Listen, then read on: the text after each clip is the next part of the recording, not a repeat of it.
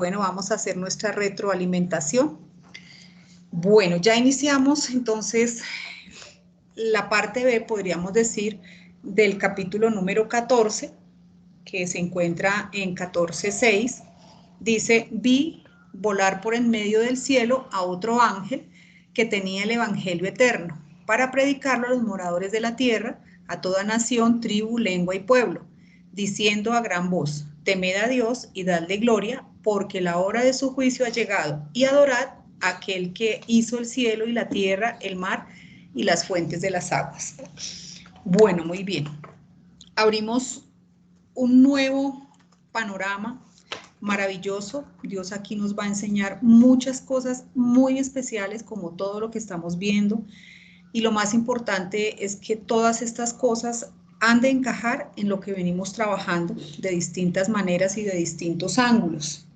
Entonces, lo primero que vamos a recordar es que en este tiempo de Apocalipsis, los ángeles de nuevo, porque quedó cortado, quedó en suspenso, los ángeles de nuevo tendrán una relación directa con el pueblo de Israel, con su salvación, con las recompensas, como lo fue en el pasado.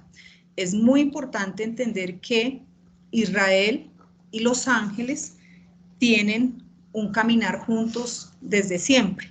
Y vamos a ir a mirar algunas cosas maravillosas acerca de estos seres. Ya hemos aprendido cosas acerca de ellos. Aquí vamos a recordar unas en específico.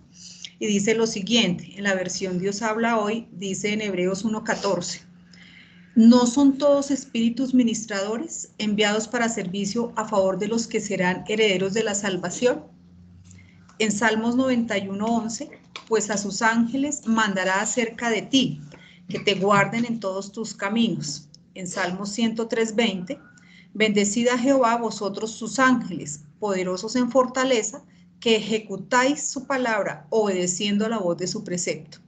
Entonces, estos ángeles, ellos tienen un propósito con el cual Dios los creó específico, para ministrar, para servicio y para protección de Israel. Y efectivamente, ellos están al servicio de Dios en lo que Dios necesite. Durante el Antiguo Testamento, ya nosotros hemos escuchado que muchos de estos ángeles se materializaron, ¿sí? Y hay pasajes muy importantes donde los hombres tuvieron esa interrelación con ellos, ¿sí? Entonces, por ejemplo, tomamos el versículo de Génesis 18:1 y vamos a ver que allí se aparecen unos ángeles a Abraham y de muchas maneras estos ángeles no eran ni con alas, no tenían como características diferentes. Dice en 18:1, después le apareció Jehová en encinar de Manre, estando él, Abraham, sentado a la puerta de su tienda en el calor del día. Y alzó sus ojos y miró, y he aquí 3 varones que estaban junto a él. Y cuando los vio, salió corriendo a la puerta de su tienda a recibirlos, y se postró en tierra, y dijo a Abraham, mi señor, si ahora he hallado gracia en tus ojos, te ruego que no pases de tu siervo, que se traiga ahora un poco de agua, y lavad vuestros pies, y recostaos debajo de un árbol. Y traeré un bocado de pan, y sustentad vuestro corazón. Después pasaréis, porque por eso habéis pasado cerca de vuestro siervo. Y ellos dijeron, haz así como has dicho. Bien, estos ángeles, Jehová, porque aquí dice que Jehová y 2 ángeles aparecieron a Abraham, ellos hicieron cosas humanas, bebieron agua, lavaron sus pies, comieron pan, pero pues el pasaje no nos deja claro, nos deja ver si Abraham realmente los reconoció como ángeles, como tales, ¿sí? No se puede, digamos, saber específicamente si los reconoció o no. Sin embargo, estos ángeles se mezclaron, comieron, bebieron, etc. Bien, sigue la historia. En Génesis 19:1 más adelante, dice que llegaron pues los 2 ángeles, estos mismos que estuvieron allá, a Sodoma a la caída de la tarde, y Lot estaba sentado a la puerta de Sodoma, y viéndolos Lot se levantó a recibirlos y se inclinó hacia el suelo, y dijo, ahora mis señores, os ruego que vengáis a casa de vuestro siervo y hospedéis, y lavaréis vuestros pies, y por la mañana os levantaréis, y seguiréis vuestro camino. Y fueron con él, y entraron en su casa, y les hizo banquete, y coció panes sin levadura y comieron. Y al rayar el alba, los ángeles daban prisa a Lot, diciendo, levántate, toma tu mujer y tus 2 hijas que se hallan aquí, para que no perezcáis en el castigo de la ciudad. Y deteniéndose él, los varones asieron de su mano y de la mano de su mujer y de las manos de sus 2 hijas, según la misericordia de Jehová para con él, y lo sacaron y lo pusieron fuera de la ciudad. Bien, estos versículos nos dejan ver que ellos en su apariencia eran humanos. De la misma manera nosotros podríamos considerar que en el Apocalipsis estos ángeles que van a llevar este evangelio podrían también tener esta apariencia humana y mezclarse entre la gente para llevar el testimonio de este evangelio. Entonces, en la palabra nosotros vemos que los ángeles interactúan de diferentes maneras. Hay querubines que están guardando en este momento el camino del árbol de la vida. Abraham, Lot e Isaac interactuaron con ángeles. Y Pablo, como nos comentaba hace un tiempo Juan, dice que Pablo escribió, sin saberlo hospedaron ángeles, ¿sí? Algunos sin saberlo, eso está en Hebreos 13:2. ¿Por qué sin saberlo? Por lo mismo que decimos, no sabemos si ellos los pudieron haber reconocido como tal, como ángeles o no. Bueno, entonces los ángeles estuvieron dentro de la historia de Israel asociados directamente. Bien, vamos a ir un poco más adelante. En Hechos 7:53, entonces ya estamos en este tiempo de los hechos. Dice, vosotros que recibisteis la ley por disposición de ángeles y no la guardasteis. Aquí nosotros podemos ver que ellos en este tiempo o en el tiempo que Dios dio la ley fue por medio de ellos, ¿sí? Gálatas 3:19 más adelante dice, entonces, ¿para qué sirve la ley? Fue añadida a causa de las transgresiones, hasta que viniese la simiente a quien fue hecha la promesa, y fue ordenada por medio de ángeles en manos de un mediador. Es como si ellos hubieran tenido este ministerio, este encargo en este tiempo específico. Ahora, aquí necesitamos entender estos pasajes muy importantes porque tienen todo que ver con lo que estamos viendo en Apocalipsis. Entonces, se está hablando que de alguna manera la salvación de las personas en este tiempo fue por medio de la ley que fue traída a través de estos ángeles. Dice en Hebreos 2:1, por esta causa debemos prestar mucha más atención al mensaje, y realmente estamos hablando del mensaje de salvación que hemos oído para no apartarnos del camino. Los mandamientos que en otros tiempos dio Dios por medio de los ángeles tenían fuerza de ley, y quienes pecaron y los desobedecieron fueron justamente castigados. Bien, aquí hay un mensaje de salvación muy importante que las personas en ese momento no tuvieron en cuenta, lo desecharon, no lo obedecieron y recibieron consecuencias, como dice más adelante en Hebreos 3:16. Dice, ¿quiénes fueron los que habiendo oído le provocaron? ¿No fueron todos los que salieron de Egipto por mano de Moisés? ¿Y con quiénes estuvo él disgustado 40 años? ¿No fue con los que pecaron, cuyos cuerpos cayeron en el desierto? ¿Y a quienes juró que no entrarían en su reposo, sino a aquellos que desobedecieron? Y vemos que no pudieron entrar a causa de su incredulidad. Bien. Esto es muy importante y Juan nos ha estado trabajando estos relatos desde otra perspectiva maravillosa, pero aquí básicamente ellos no tuvieron en cuenta lo que se les estaba diciendo para que fueran salvos, ¿sí? No oyeron, no creyeron, ¿sí? Y estuvieron disgustados, como veíamos siempre, quejándose, etcétera, etcétera, y recibieron consecuencias. Realmente no pudieron entrar a la tierra prometida. Entonces, viene la conexión muy importante. Sigue diciendo Hebreos, ¿cómo escaparemos nosotros si descuidamos una salvación tan grande? La cual, habiendo sido anunciada primeramente por el Señor, nos fue confirmada por los que oyeron. Entonces, Pablo ante las evidencias anteriores de la desobediencia de este pueblo, hace una pregunta maravillosa. Dice, ahora nosotros, ¿cómo escaparemos si descuidamos de una salvación tan grande? El contexto de Hebreos viene hablando, demuestra que el Señor Jesucristo, habiendo sido superior a los ángeles, lleva a cabo la obra expiatoria para salvación del hombre. Pero ¿qué sucede? Ya hay una salvación, pero el hombre, por la corrupción en su naturaleza caída, desprecia y descuida la gracia salvadora de Dios en Cristo, por lo cual Pablo hace este llamado a la conciencia. O sea, ya está disponible la salvación y es una salvación que se descuida.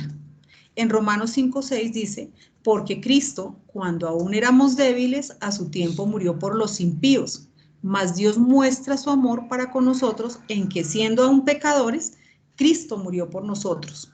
Entonces, en este contexto que inicia hablando de la ley, que en su momento fue una ley salvadora para aquellos que obedecieron, en un momento más adelante viene el Señor Jesucristo, que ya quita esa ley y Él hace la expiación, pero aún así el pueblo sigue descuidando esta salvación, ¿sí? Así que en este momento Pablo exhorta a ser diligentes y no descuidar una salvación tan grande provista por nuestro Dios, anunciada, por supuesto, por el Señor Jesucristo y confirmada por los apóstoles. Entonces, en este contexto, miremos a quiénes les está hablando Pablo.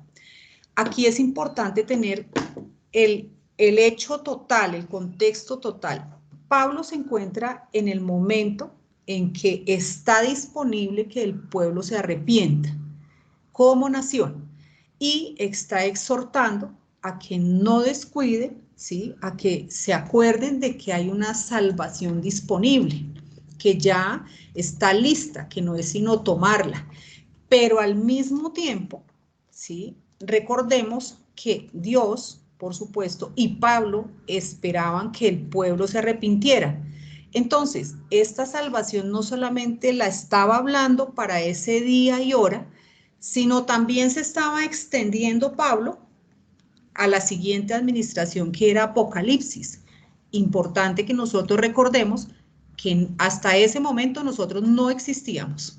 Así que no solamente le estaba hablando a los vencedores de ese momento, los que creyeran en esa salvación que ya estaba disponible, sino también a los vencedores que vendrían en ese tiempo de Apocalipsis, los que aspiraban unos a vivir en la Jerusalén celestial y también a los que no ya también quedarían sobre la tierra. Los vencedores de Apocalipsis, sea de la esfera que fueran.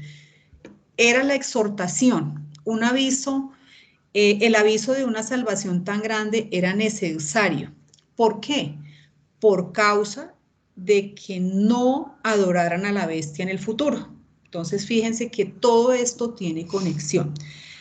Hay el contexto que vendría en Apocalipsis era el martirio, el hambre, el destierro, todas las persecuciones, pero muy importante que ellos escucharan el aviso de salvación, ¿sí? Que estaba dando Pablo en ese momento. Entonces, todo esto nosotros también podemos hacerlo en un paralelo, como ya nos ha estado explicando Juan. Todo lo que está escrito inclusive es para nosotros. Podemos también mirar lo que está sucediendo en este tiempo. Aunque para nosotros ya en este momento no es hablando de la salvación, sino hablando de nuestro premio, entonces hay que mirar qué podemos aprender. Entonces, la verdadera condición del viejo hombre, ese del que estaba Juan hablando, aquel que hay que dejar colgado en ese estandarte como serpiente ardiente, ese viejo hombre es representado en el olvido de lo que Dios ha hecho en Cristo en cada uno. Esa es la condición, llevarnos a que nosotros olvidemos lo que ya tenemos en Cristo. ¿Qué es lo que tenemos en Cristo hoy? Es esa liberación de vivir en este instante en la presencia de Dios. y tener la esperanza más alta y sublime que se le ha concedido al hombre en los lugares celestiales. Entonces, Pablo está exhortando a que no se olviden que ya hubo una salvación más grande que la ley, que fue por medio de ángeles, fue la que hizo el Señor Jesucristo. Hoy nosotros, que ya somos salvos, estamos corriendo una carrera, ¿sí?, para alcanzar, ¿sí?, para obtener ese premio, que es vivir hoy en la presencia de Cristo y nuestra esperanza sublime de estar en los lugares celestiales. Pero este viejo hombre que tenemos dentro siempre olvida lo que ya Dios hizo en Cristo y nos lleva en nuestra cotidianidad constantemente a colocar los pensamientos en esas aguas amargas, ¿sí?, en esas situaciones.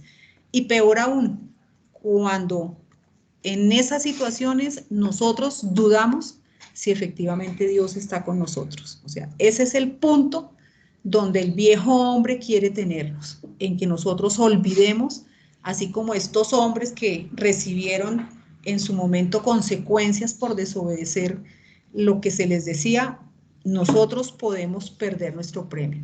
Entonces, muy importante y muy bello ver que los ángeles fueron los que por medio de ellos se dio la ley, ¿sí?, que en su momento fue la salvación para los hombres que la hicieron. Entonces, estos ángeles tuvieron este ministerio muy importante en buena parte del tiempo del pueblo de Israel. Bien, entonces, dice Apocalipsis 14:6, vi volar por en medio del cielo a otro ángel. Esta expresión, en medio del cielo, se puede interpretar como a la luz del día. Y a la luz del día, y llevar el evangelio a todas las naciones, todas las naciones. Y ya hemos de entender, por supuesto, que no van a ser los ángeles con alas ni todo esto, sino pueden ser y van a ser ángeles que tengan figura humana, ¿sí?, que coman, que beban, pero están hablando, están dando el testimonio de este evangelio. Recordemos que este ángel tiene por detrás una cantidad elevada de otros ángeles, no es que él solo vaya a llevar el ministerio, como dice en Apocalipsis 5:11, y miré y oí la voz de muchos ángeles alrededor del trono y de los seres vivientes y de los ancianos, y sin número era millones de millones, así que Dios tiene a quien mandar. De la misma manera, sabemos que cada vez que se habla de uno de estos ángeles o del mismo Satanás, no están solos, siempre por detrás hay millones, hay huestes que los acompañan, como está escrito, por ejemplo, en Efesios 6:2, que hay principados, hay gobernadores de las tinieblas, etcétera, etcétera. De la misma manera, en Apocalipsis 9:15 dice, y fueron desatados los 4 ángeles que estaban preparados para el día, la hora, mes y año, a fin de matar la tercera parte de los hombres, y el número de los ejércitos de los jinetes eran 200 millones.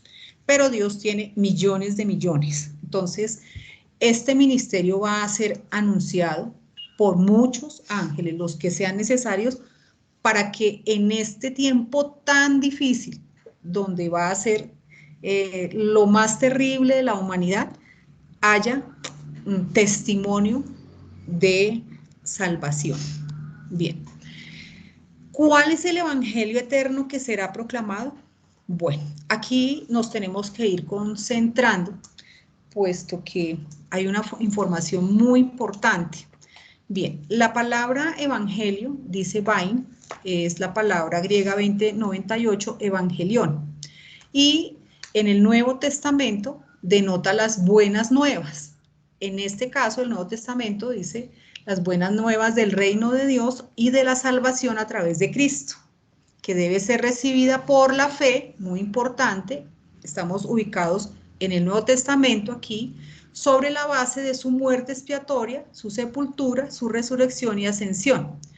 En general, dice Bain, que la palabra evangelio, evangelión, significa agradables noticias o buenas nuevas. No podemos perder eso de vista, que pueden ser variadas, al mismo tiempo ser buenas.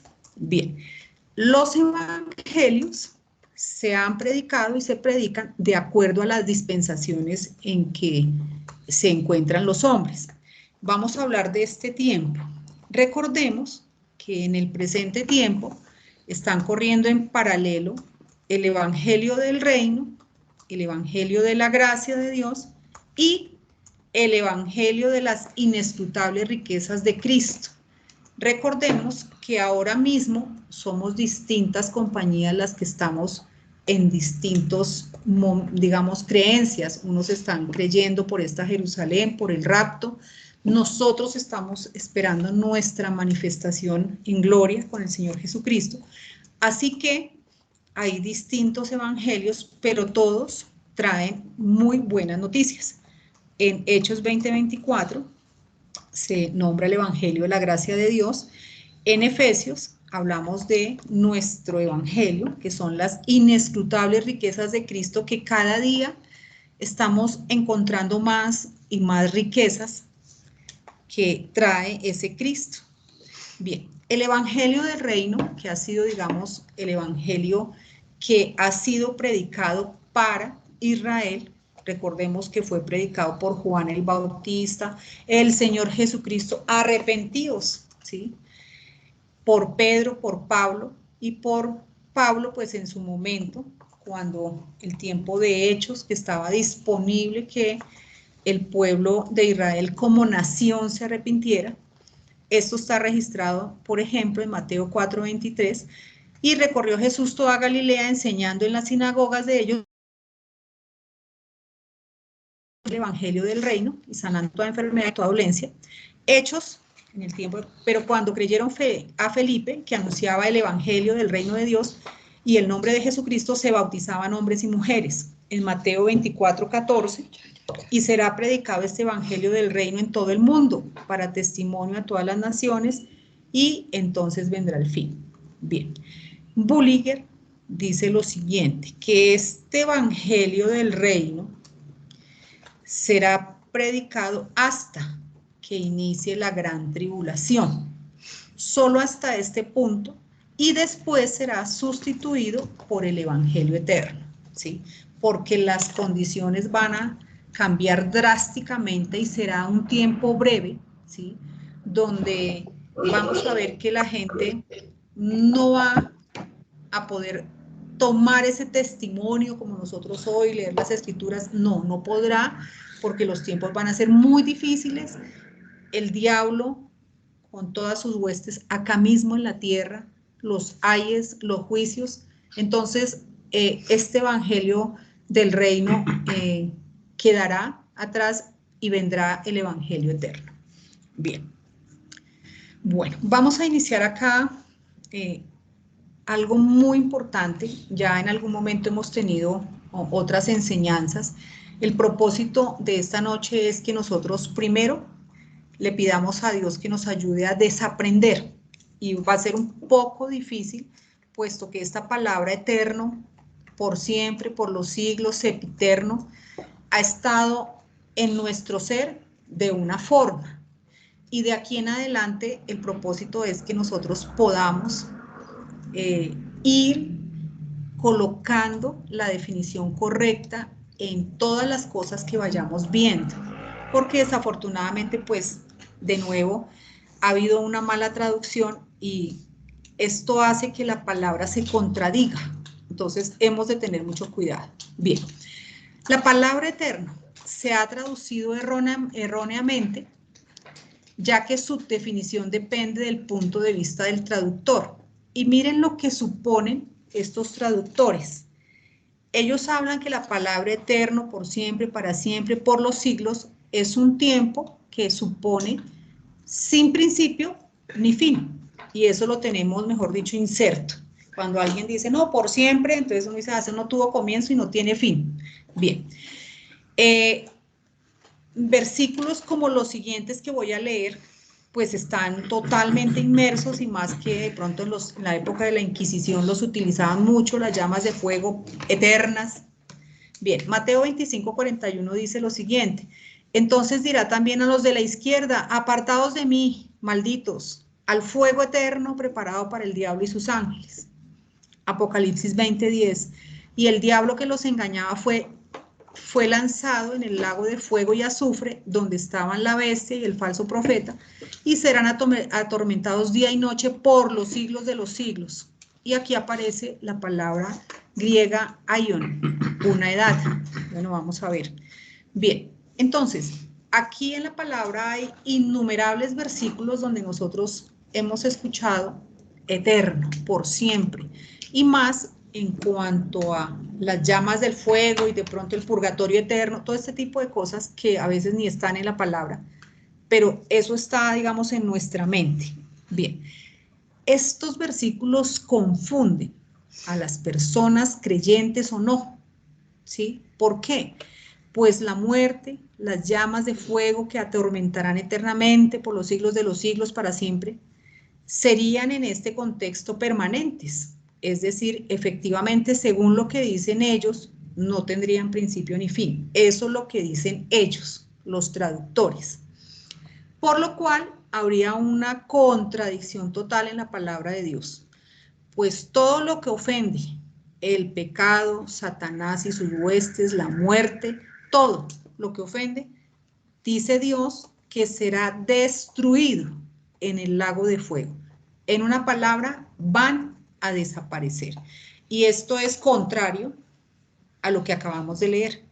En 1 Corintios 15, 26 dice, y el postrer enemigo que será destruido es la muerte.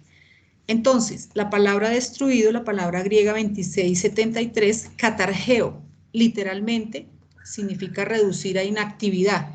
Kata es abajo y argos inactivo. Entonces, el trabajo que tenemos de aquí en adelante es muy juiciosamente ver quién tiene la razón. Si los traductores que dicen que es un tiempo que no tiene ni principio ni fin, que ha estado ahí siempre, o Dios que dice que todas estas cosas van a ser destruidas.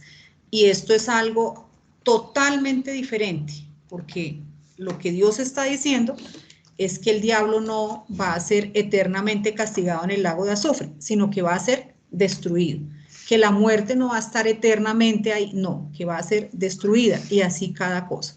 Entonces, la tarea que tenemos es empezar a entenderlo, escudriñarlo y pedirle a Dios que nos ayude. Bien, entonces, dice acá que la palabra eterno se traduce en el Antiguo Testamento como olam y en el Nuevo Testamento como aionion, ¿sí? Es la palabra griega 166, aion. Bien, las palabras traducidas, perpetuo, sempiterno, eterno, por siempre, por los siglos, significan un periodo o periodos de tiempo que han tenido o vendrán a tener un principio y que han tenido o vendrán a tener un final. ¿Eso qué quiere decir? Que es totalmente contrario a lo que nos enseñaron. Entonces, cada vez que veamos una de estas palabras, hemos de pedir al Espíritu, ¿sí?, a ese Cristo, que nos ayude a ver que nos están hablando de un tiempo que empezó en algún lado y de un tiempo que va a tener ese fin. Ahí hay un lapso, ¿sí? Comienzo, final. Bien, así que una mejor traducción de todas estas palabras es decir, una era o una edad, ¿sí? Aunque sea muy prolongada, como lo vamos a ver.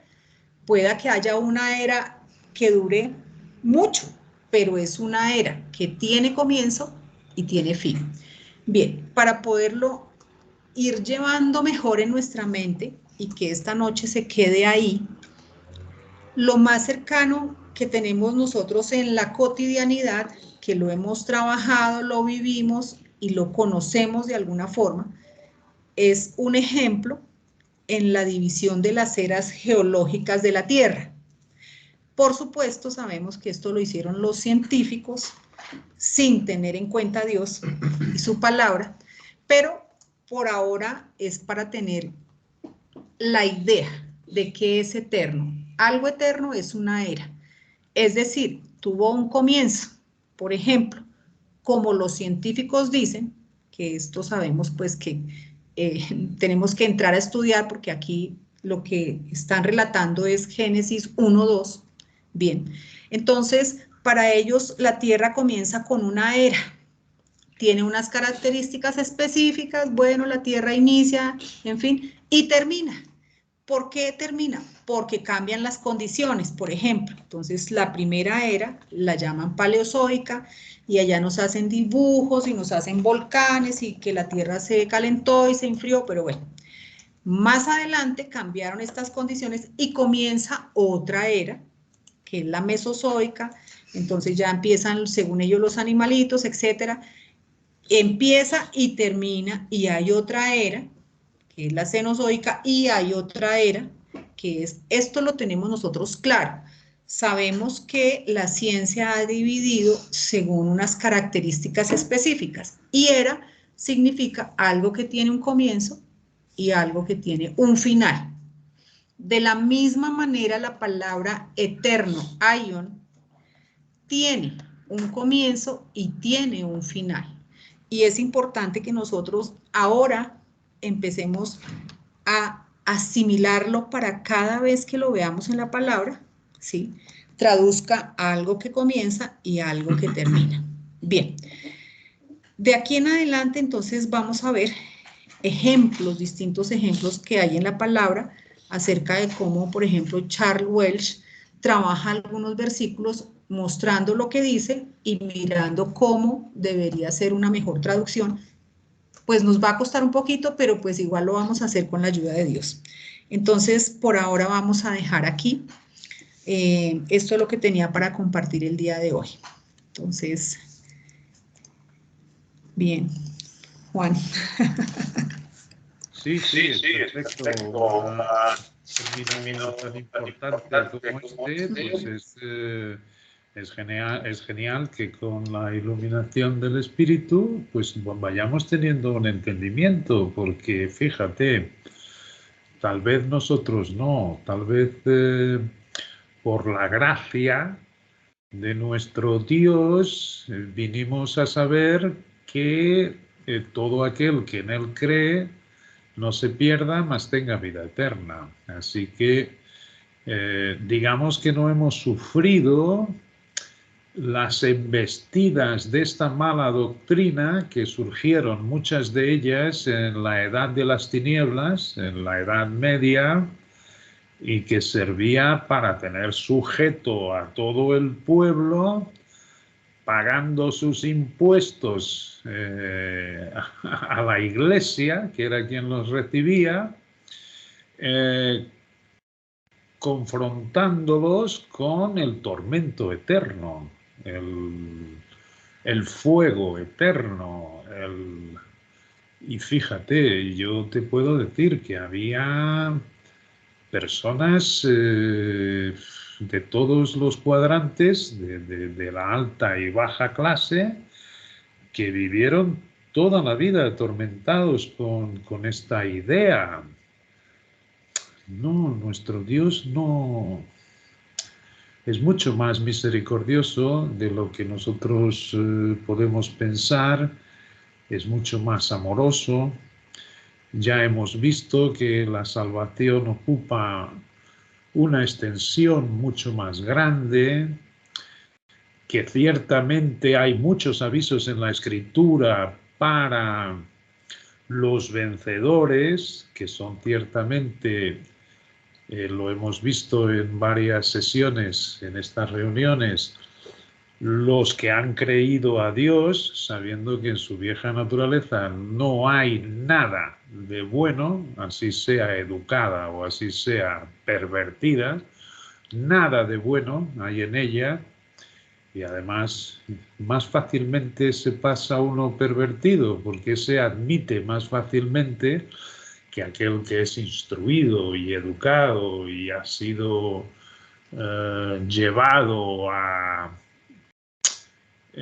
disciplinar su carne de tal manera que ocupe una posición muy alta en esta esfera de la vida en que vivimos, pues más difícil le resulta, como dijo nuestro Señor Jesucristo al joven rico. ¿Entiendes? Que él había sido escrupuloso guardando todos aquellos mandamientos que le había dicho Jesucristo, y Jesucristo le dice, sí, pues mira, una cosa te falta, y es que vendas todo, lo entregues a los pobres y que me sigas. Y ahí se puso muy triste, porque él ciertamente cayó en sí mismo viendo efectivamente digamos, la fuerza que tiene este nuestro hombre viejo y que es una revelación cuando nuestro Padre nos muestra el conflicto de las dos naturalezas dentro de nosotros, que está muy bien explicado en Romanos, después de Pablo enseñar la doctrina de la justificación sin tener en cuenta las obras, sino por la gracia de nuestro Dios. Bueno, pues todo haría suponer que es una vida de victoria, es una vida llena de ejemplos de testimonios, de esperanza, de una esperanza que no avergüenza.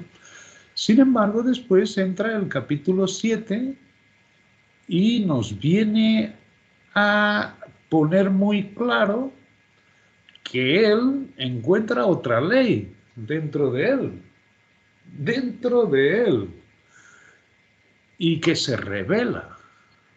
Dentro de cada uno de nosotros hay una ley en este viejo hombre que se revela con todo lo que Dios nos dice y llega al punto de decir miserable de mí, y llega al punto de reconocer que aquello que él quiere hacer en Cristo sabe muy bien lo que es, pero no lo hace, porque tiene ese hombre viejo que se acuerda de los melones, que se acuerda de los ajos, que se acuerda no de lo esclavo que era cuando no tenía Dios y esperanza en su vida, sino de los melones que se comían en el mundo, de los ajos, de el pan sin medida.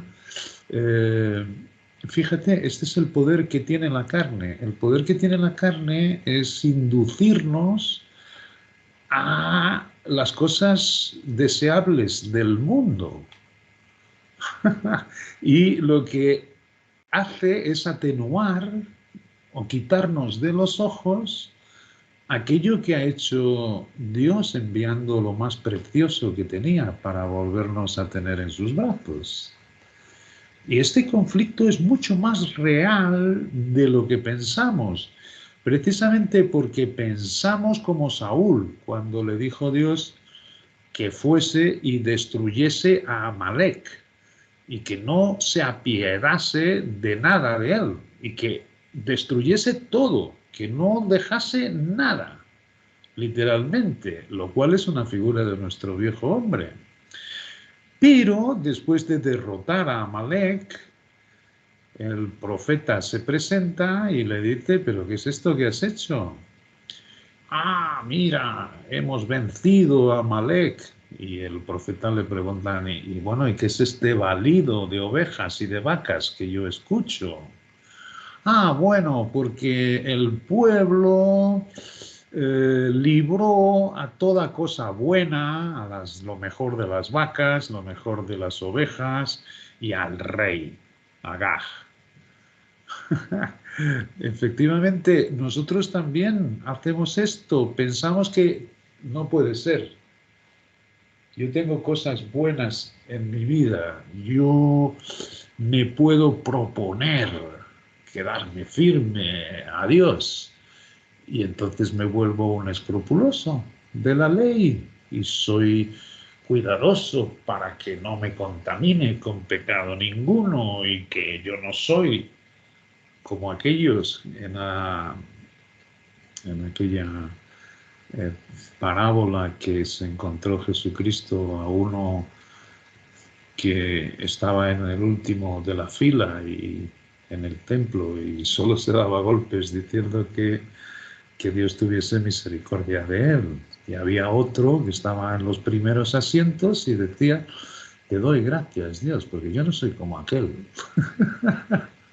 Y comienzan las comparaciones. Nosotros no somos tan perversos como estos que hacen estas cosas, o aquellas, o las otras. ¿Entiendes? Esto sucede porque ciertamente nosotros pensamos que no puede ser, que en nosotros hay algo de bueno, pero a los ojos de Dios la carne para nada aprovecha. Y muchas veces la Biblia no se entiende precisamente porque la condena hasta la mismísima cruz de Cristo. Y sucede, como decía Bullinger, que cuando esto se admite, entonces comienzan a aparecer de nuestro corazón un montón de cosas y de debilidades que ni tan siquiera nos hacíamos idea que tuviésemos, por lo menos en esa cantidad que comienza a salir de nosotros.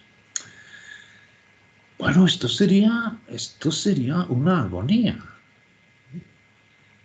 a menos que nos olvidemos de la misericordia y el amor y la salida que Dios le ha dado a este grave problema. Primero ha permitido que este viejo hombre se mantenga en nosotros. Así que lo que nos cabe es procurar ciertamente la lección que esto contiene. Y la lección entonces ciertamente se va haciendo cada vez más clara en todas las escrituras que vamos estudiando.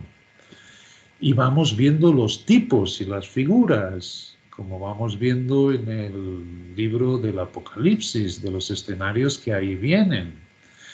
Y en todas las administraciones le ha pedido Dios al hombre eso mismo, que ciertamente considere su vida heredada de sus primeros padres, pues como un hombre viejo que está en la misma cruz de Cristo. Nosotros no pasamos por esa cruz, pero quien merecía esa cruz éramos nosotros.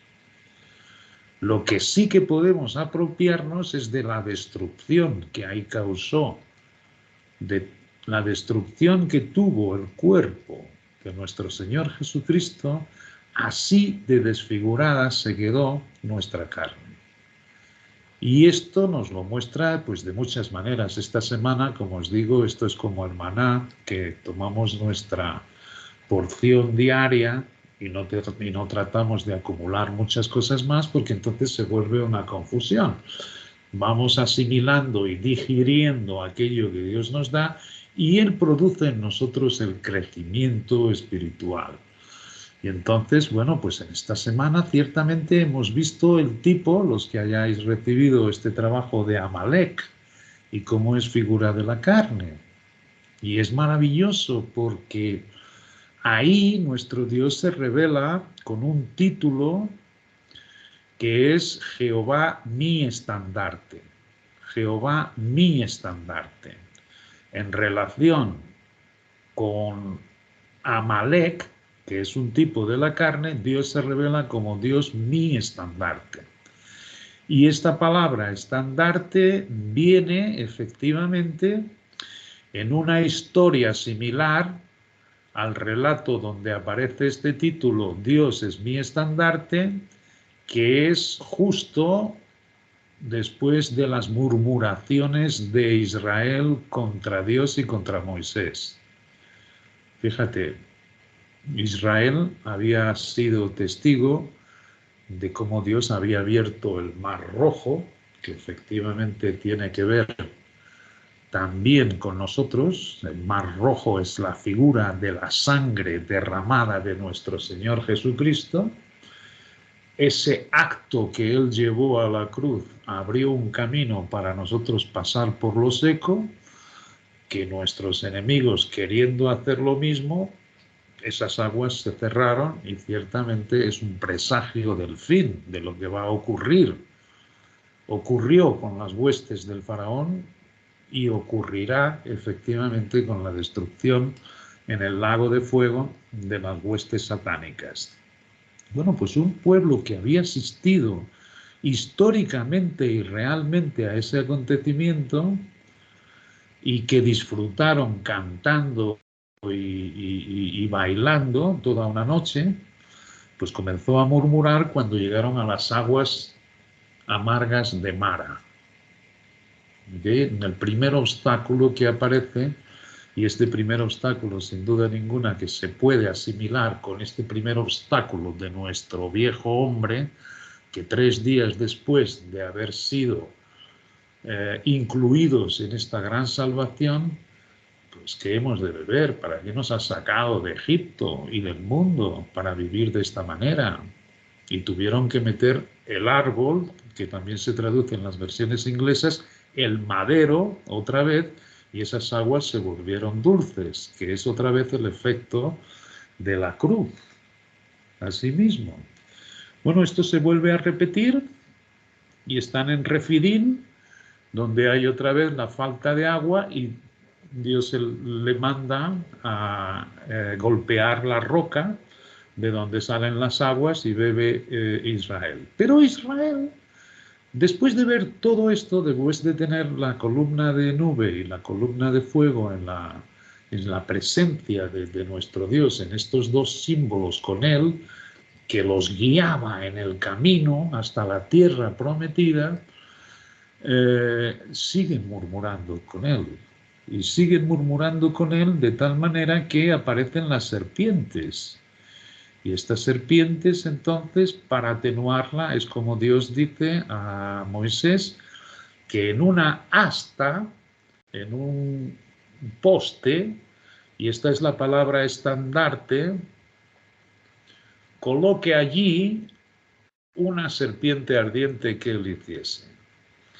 Y esta serpiente ardiente es la correspondencia de nuestro viejo hombre, pendurada en el asta, pendurada en el poste. Por tanto, nosotros tenemos continuamente nuestra debilidad enfrente de nuestro Dios y en alto. Es decir, no nos escondemos, sino que de una forma abierta creemos a Dios. ¿Y qué os sucede entonces? Es que efectivamente tomamos conciencia de la obra que en ese mismo tiempo nuestro Dios va llevando a cabo en nosotros, en Cristo. En Cristo. Y comienza a aparecer una paz dentro de nosotros que sabemos que no es nuestra. Aprendemos a vivir en este peregrinaje del mundo con estos frutos de gozo, paz, paciencia, dominio propio, que no es nuestro, porque el nuestro está siempre como una serpiente ardiente, pero allí colgada en el poste, que es en la cruz y a los ojos de Dios.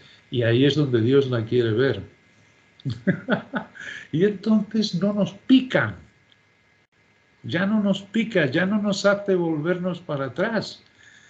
Y todas estas recompensas que dice nuestro Dios que debemos perseguir, todos estos premios que tenemos enfrente en la tierra prometida, es efectivamente en aquel que, desgastándose todos los días su viejo hombre, el interior se renueva. El interior se hace cada día más vivo. ¿Cómo hacemos esto? Manteniendo muerto al viejo hombre en la presencia de nuestro Dios sin esperar nada de él. Y cuando estamos en cualquier necesidad, nunca nos pide Dios que nos valgamos por nosotros propios, sino que nos mantengamos en Cristo. Y entonces se da esta gran experiencia en la vida del creyente, que entiende efectivamente por qué ha dejado Dios. En primer lugar, porque ya no juzgamos a nadie.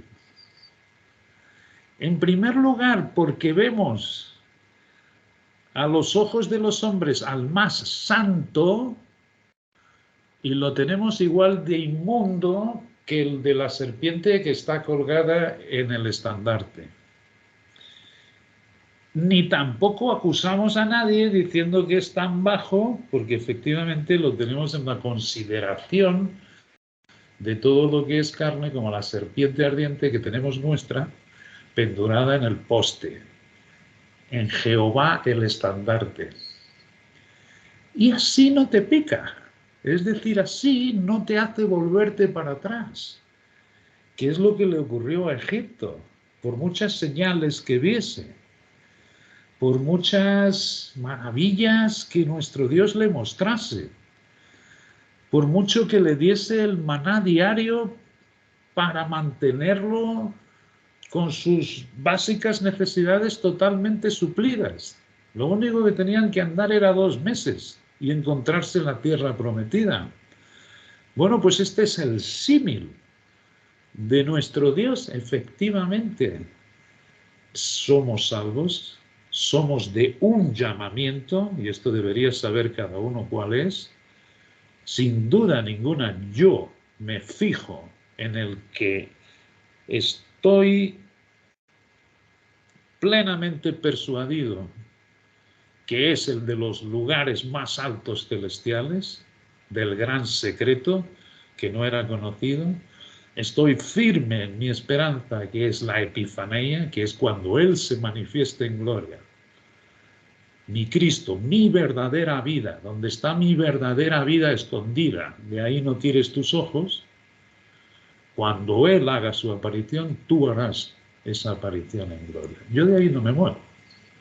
Esto para mí es punto asiente. Ahora bien, ¿qué ocurre? El viejo hombre sigue teniendo que estar en el estandarte, porque si no, es tan astuto que comienza a cansarse, comienza a querer mirar a las cosas seductoras de este mundo. Aquí no se vive tan mal. ¿Y qué ocurre? Lo que yo estoy haciendo es perder mi vida aquí, que coincide con lo que me ha puesto mi padre por escrito, y no solo a mí, sino a todos los que tengan oídos de oír: el que quiera ganar su vida aquí en este mundo, la perderá. Y el que quiera perder su vida aquí, la ganará para vida aionian. ¿Okay? No es la vida eterna, sino la vida aionian. Y esta vida es la era en el milenio venidero. Cuando se acabe la gran tribulación, que ahí viene y cada día está más cerca, ciertamente Jesucristo hace su aparición por segunda vez. Y ya no viene de la misma manera que la primera, sino que viene con el evangelio del reino. El evangelio del reino precisa su rey aquí en la tierra. Y entonces, cada llamamiento va a recibir su premio y recompensa. Los que hayan despreciado su vida hasta la muerte, ganan la recompensa. Los que quieran ganar su vida y vivir aquí en este mundo y ellos ser señores de su vida, lo cual ocurre en una gran mayoría de mortales y también creyentes, bueno, pues no que deje de ser salvo, ni mucho menos. Él sigue siendo salvo, pero sí que perderá su premio y recompensa en la vida aionian, la vida duradera del milenio, lo que Dios llama la mejor resurrección. ¿Okay? Por tanto, es la resurrección de cuerpo celestial, pero en una primera fase, y que va a disfrutar sus recompensas durante los 1000 años del reino de Dios en esta tierra. Así de fácil. Es genial, y cada uno que se ocupe de su llamamiento, dice Dios. No te ocupes tú en saber quién va a estar aquí, quién va a estar allí. Esos son pensamientos de la serpiente ardiente que está colgada allí. Lo que sabemos es que nuestro Dios es mucho más misericordioso, es mucho más amoroso, y ni tan siquiera el adversario va a ser atormentado eternamente, como se dice. No, él va a ser castigado 1000 años, durante estos 1000 años, donde los vencedores hayan alcanzado sus promesas de premio y recompensa, el adversario va a estar encarcelado y no va a poder engañar a las naciones. Yo estoy seguro que suficiente castigo va a ser este, en que él sabe perfectamente que tiene ese tiempo.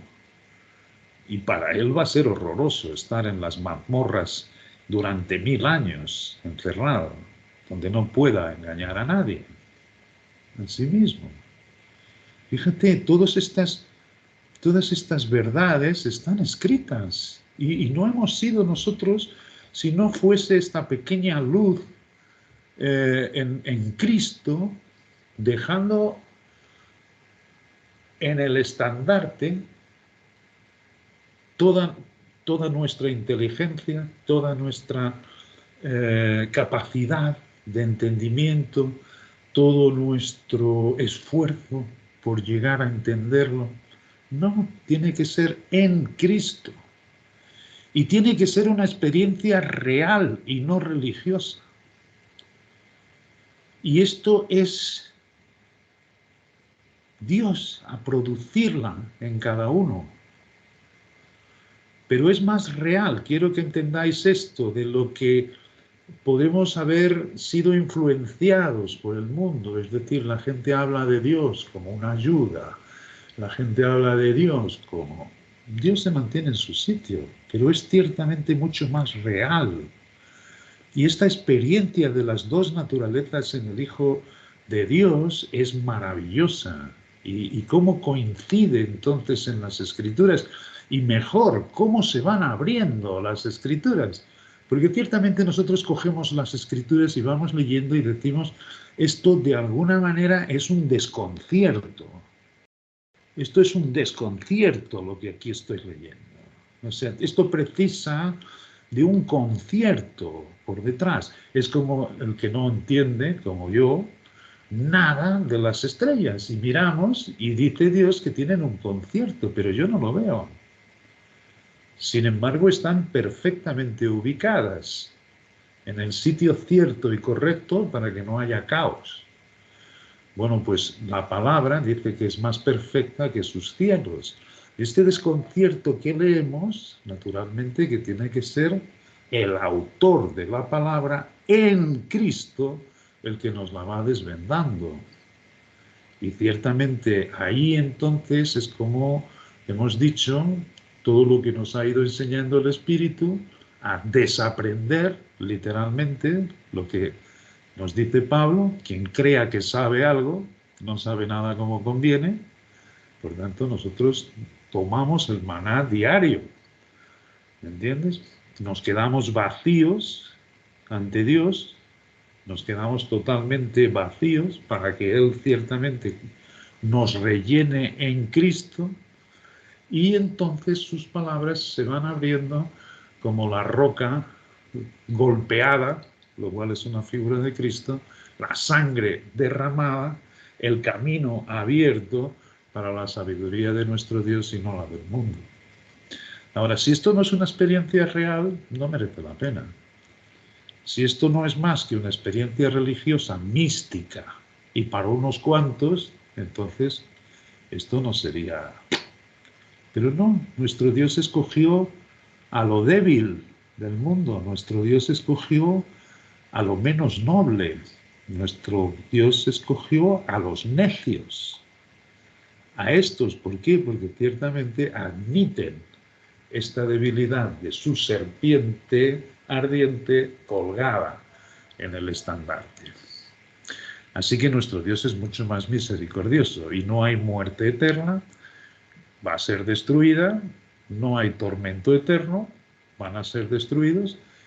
Por supuesto que Satanás va a pagar en esos 1000 años que esté encarcelado. Estos son versículos que no podemos ahora alargar demasiado viendo, pero los vamos a ver en Apocalipsis, en el estudio que vamos haciendo de este libro, y donde ciertamente no podrá engañar a las naciones. Vamos a ver que mismo en ese tiempo del milenio, cómo ahí habrá los vencedores con sus cuerpos resucitados en esta primera resurrección, cuando Cristo ponga aquí sus pies en la tierra, por segunda vez como Rey de Reyes y Señor de Señores. Ese milenio, las naciones que hayan pasado por la gran tribulación y que no hayan hecho del número de la gran mortandad que ahí va a haber, van a ser perdonadas y van a pasar al milenio con sus cuerpos naturales. Pero aquí ya habrá estos vencedores gobernando con Cristo. ¿Qué es el premio? ¿Qué es la corona? Es gobernar con Cristo. Naturalmente que el gobierno de Cristo nada tiene que ver con el gobierno de los hombres, es el gobierno de justicia. Y en su gobierno, ciertamente el más predominante, digamos que el más visible, digamos así, es el último, el que más sirve. De manera que son cosas que se van haciendo de nuestro Dios en esta luz y se va mostrando un Dios cada vez más poderoso, cada vez más sublime, cada vez más verdad, cada vez más palpable, pero en Cristo, a todo aquel que ciertamente mantiene su viejo hombre, la serpiente ardiente, en Jehová el estandarte, sin ocultarle nada, porque es como el que tiene una herida. Si tú la ocultas, se infecta, interiormente apodrece. No, nosotros no somos religiosos, nosotros mostramos bien nuestra llaga, nuestra lepra, y efectivamente Él es el que la limpia, y dándola por muerta, simplemente permitimos que Él siga haciendo su obra, y aquel que comenzó su buena obra la perfeccionará hasta el día del fin. Bueno.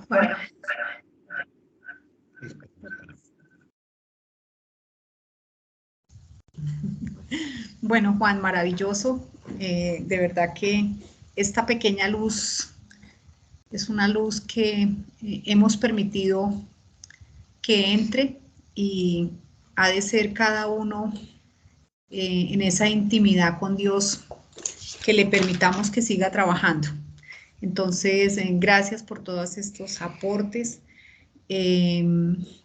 Solo queda pues darle gracias a Dios por permitirnos escuchar estas verdades, por permitirnos ir encajando, porque ha de ser así para que nosotros estemos siempre claros en lo que Dios quiere con esta vida, con este paso terrenal. Entonces, muchas gracias a todos. Bueno, muchas bendiciones en este resto de semana. Alguien que quiera, por favor, terminar con una oración.